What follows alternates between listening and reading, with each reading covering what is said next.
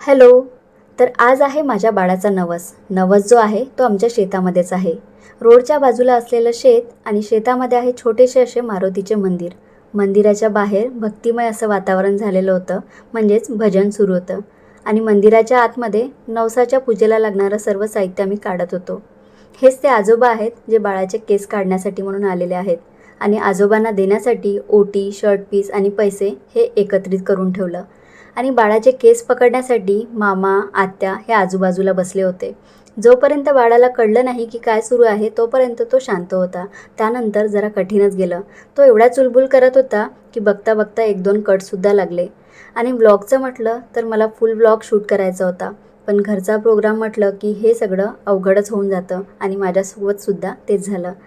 तर असा झाला हा आमचा नवसाचा कार्यक्रम. भेटूया पुढच्या व्लॉगमध्ये. तोपर्यंत बाय बाय.